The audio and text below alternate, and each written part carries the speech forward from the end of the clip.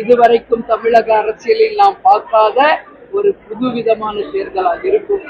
இந்த முறை கூட்டணி ஆட்சி அமைவதற்கு நிச்சயமாக சாத்தியங்கள் அதிகமாக இருப்பதாக எங்களுக்கும் புள்ளி விவரங்கள் வருகிறது. அதனால சொல்ற, நாளை எது வேண்டும் என்றாலும் நடக்கும், யாரை இன்னைக்கு கணிக்க முடியாது.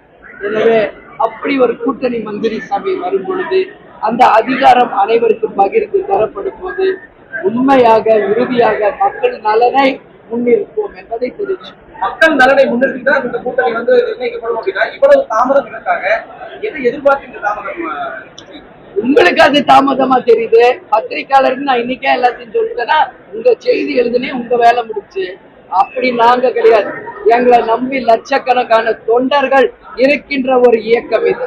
இன்னைக்கு நாங்க எங்க கட்சி வளர்ச்சி பூத் கமிட்டி அமைப்பது, BL2 ஃபார்ம் பண்றதுதான் எங்களுடைய ஒரே இலக்கு.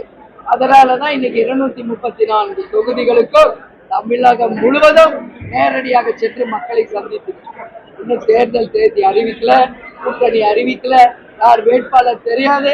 இருந்தாலும் நாங்கள் நேரடியாக சென்று ஏன் மக்களை சந்திக்கிறோம். அங்க இருக்கிற லோக்கல் பிரச்சனை, அங்க இருக்கிற மக்கள் பிரச்சனையை எல்லாமே நாங்க ஆய்வு செய்து அதையும் ஒரு குறிப்பு எடுத்துக்கிட்டு தான் வரோம்.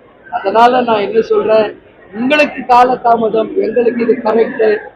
டிசம்பர் 28 கேப்டனுடைய 2வது குரு பூஜை நடக்க இருக்கிறது.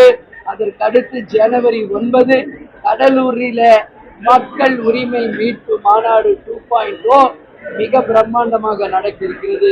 அந்த கூட்டணியில் தான் எங்கள் தெளிவான முடிவை எங்கள் தொண்டர்களும் மக்களும் விரும்பும் மகத்தான கூட்டணியை தேமுதிக அமைக்கும் என்பதை கோவை மதுரையில மெட்ரோ ரயில் இது பிளான் பண்ணியிருக்காங்க. இது பாப்புலேஷன் கம்மிங்கிற ஒரே காரணத்துக்காக பண்ணியிருக்காங்க.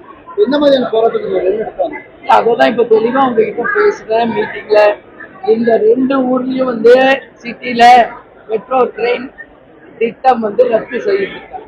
20 lakhs பீப்புள் இல்லைன்றாங்க. அதனால நிச்சயமாக மறுபரிசீலனை செய்து கோவைக்கும் சரி மதுரைக்கும் மெட்ரோ ட்ரெயின் திட்டம் கட்டாயம் வரணும் என்பதுதான் தேமுதிகவின் நிலைப்பாடு. இது மட்டும் கிடையாது, Madurai to Kovai, Kovai to Madurai Vande Bharat train அதையும் நிச்சயம் மத்திய அரசு பரிசீலனை செய்து மக்கள் நலன் கருதி அந்த திட்டத்தையும் செயல்படுத்தணும்னு கோவை மக்கள் சார்பாக, மதுரை மக்கள் சார்பாக நான் கேட்கிறேன்.